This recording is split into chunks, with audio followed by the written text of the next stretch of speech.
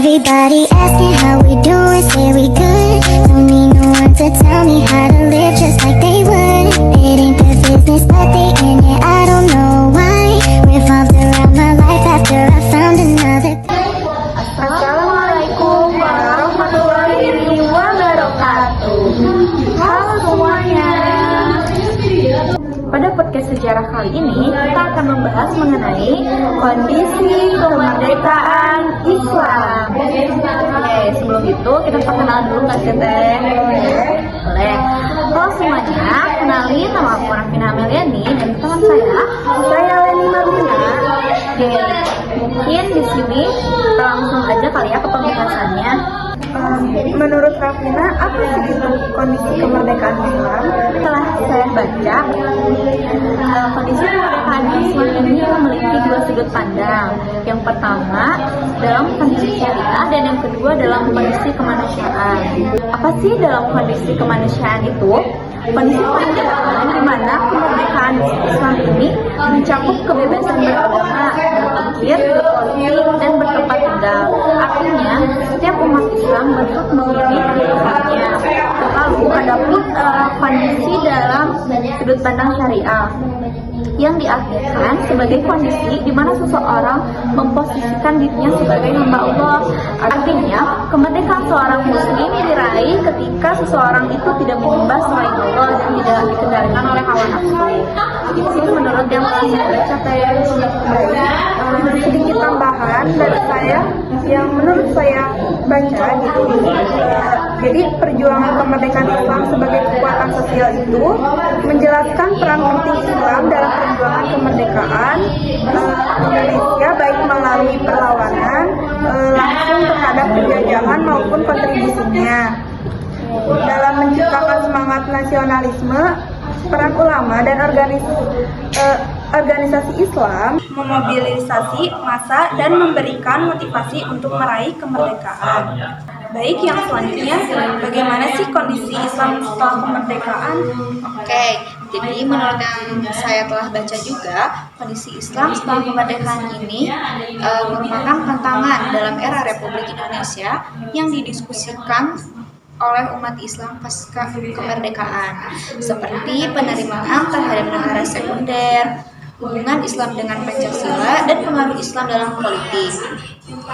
Nah, tak hanya itu, ada juga organisasi Islam dalam pendidikan setelah pasca kemerdekaan ini, yang diantaranya seperti NU, Muhammadiyah, dan lain-lainnya, dalam mengembangkan pendidikan dan sosial di Indonesia pasca kemerdekaan, serta kontribusinya dalam membangun bangsa.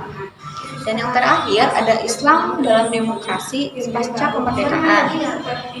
Nah, ini tuh di mana Indonesia menerima dan menyesuaikan diri dengan sistem demokrasi yang berkembang setelah kemerdekaan, meskipun masih ada dinamika antara pemikiran sekuler dan Islam politik. Mungkin seperti itu. Baik, gak hanya itu loh menurut yang saya baca. Jadi peran Islam dalam kebijakan pemerintah, Islam dalam kebijakan politik dan sosial, yaitu pembahasan mengenai pengaruh Islam terhadap kebijakan pemerintah Indonesia baik di bidang pendidikan, sosial maupun budaya. Nah, bagaimana sih pemerintah pasca kemerdekaan berusaha mengakomodasikan aspirasi umat Islam, pengaruh perjuangan ulama dalam pemerintahan, uraikan tentang tokoh-tokoh Islam yang berperan dalam pemerintahan Indonesia seperti Muhammad Natsir yang menjabat sebagai Perdana Menteri, serta kontribusi politik Islam dalam membentuk negara Indonesia yang merdeka. Berarti lumayan juga ya Teh, misalnya dari bidang politik dan sosialnya juga sangat berkembang gitu ya pada kemerdekaan Islam. Oke, aku juga mau sedikit menambah tentang tantangan dan harapan Islam di masa depan.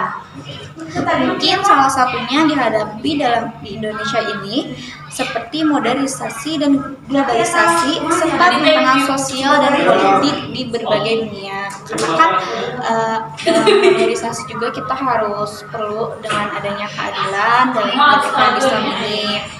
Itu nggak sih Teh kayak gitu ya? Oke, nggak kerasa nih Teh udah di akhir podcast juga ya. Ya, betul sekali. Oke, nah mungkin aku akan sedikit menyimpulkan dari kondisi kemerdekaan Islam, yakni Islam telah berperan besar dalam kemerdekaan Indonesia dan bagaimana nilai-nilai Islam itu mempengaruhi perjalanan bangsa Indonesia baik aspek moral, sosial, dan politik serta pendidikan. Nah, jadi kita ini sebagai umat Islam yang pastinya harus senantiasa terus mengembangkan potensi yang kita punya dalam kemerdekaan Islam ini. Mungkin segitu ya kesimpulannya. Ada tambahan lagi teh? Baik, mungkin segitu saja kondisi kemerdekaan Islam. Terima kasih telah menyimaknya, dan mohon maaf ya kalau misalkan pembahasan kita masih kurang jelas karena kita juga masih belajar dan mohon dimengerti. Mungkin begitu. Cukup sekian. Wassalamualaikum warahmatullahi wabarakatuh. Bye. Everybody asking how we doing, say we good. Don't need no one to tell me how to